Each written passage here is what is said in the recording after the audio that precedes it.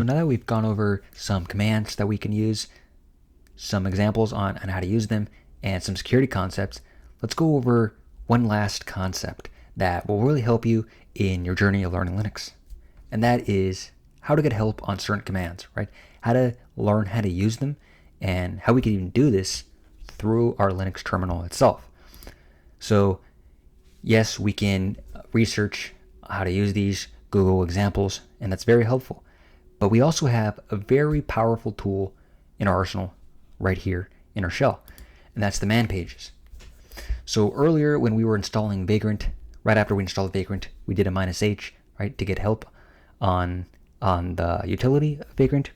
And we could do something very similar, but even more powerful when it comes to commands, and that's using the Manpages.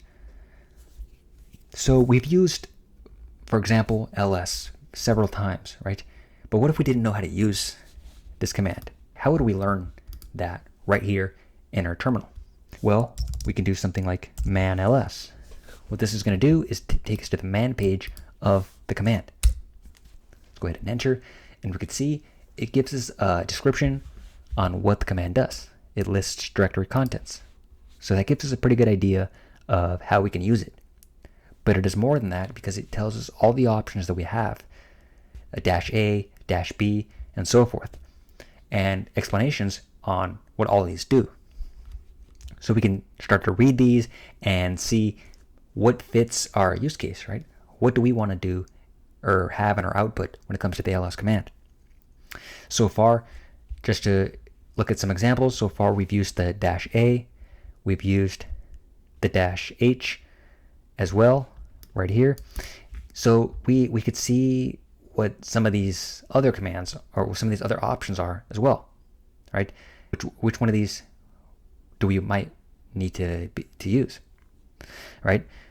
For example, we could see here the D lists directory entries instead of contents. We could see down here we have some pretty neat ones as far as fill with the comma separated list of entries. This one we know, use a long listed format. And then down here we could even reverse the order when we sort. We could sort by file size. So we can see we have a lot of options on how to use this command, and it just gives us a really good idea of how to use it, right? If we never used this command before, we could read these options and have a pretty clear idea on how to use it. Let's go ahead and look at another example on a command that we haven't used. We're going to do a man find. Now the find command is a pretty powerful command that we can use. And let's go ahead and read what it's about. It tells us search for files in a directory hierarchy.